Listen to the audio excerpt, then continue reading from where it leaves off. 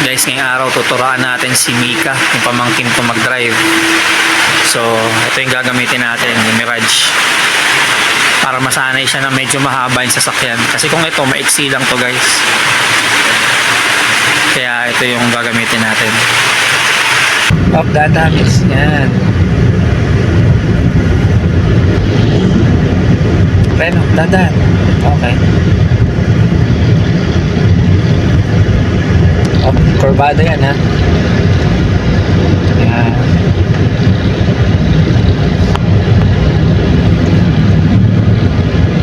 Pagka ganyan dapat isipin mo na naglalaro ka lang ng video game. Hindi ka pwedeng tumama sa broken white lane at saka sa solid yellow lane. Dapat gitna ka lang.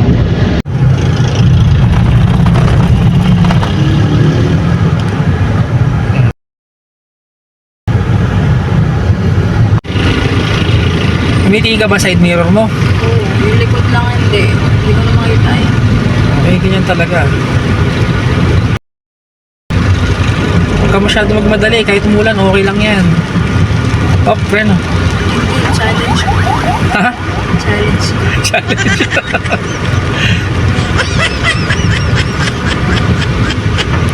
Napunta tayo ng ulan.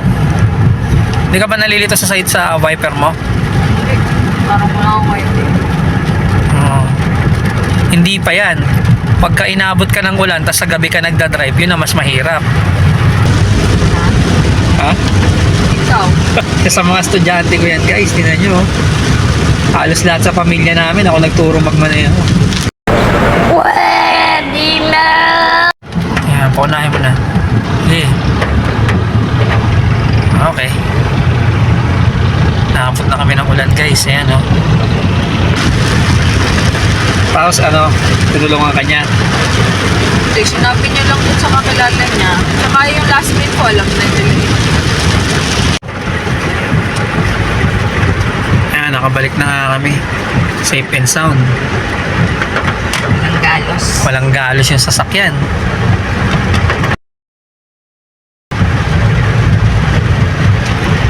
Ayan, so dito na kami sa bahay. Ano ba sabi mo? May gusto ko bang batiin? Happy birthday kay Tito.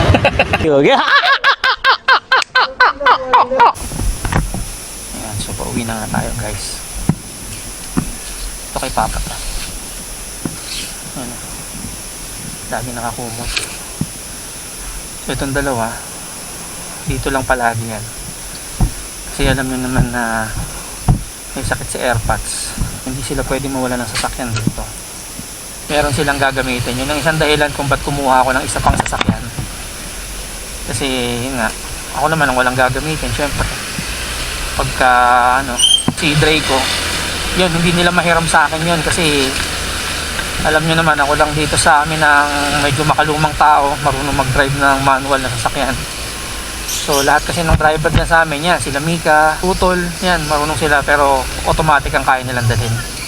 So hindi sila nagmamanual. Kaya yung aking sasakyan na si Draco, exclusive yun para sa akin lang. Pero sabi ko nga kay Utol ko, sa batid kong lalaki si Jim, kailangan matuto rin yung pagmaneho ng manual. Ang susunod kong tuturuan yung asawa ni Utol ko, si Sai, at saka si Mami na din. Ganon din si Mamsi, si mama ko. So tuturuan natin yan. So hanggang dito na lang tayo guys. Maraming salamat sa mga nanood. And this is Calbonatics. I'm signing out.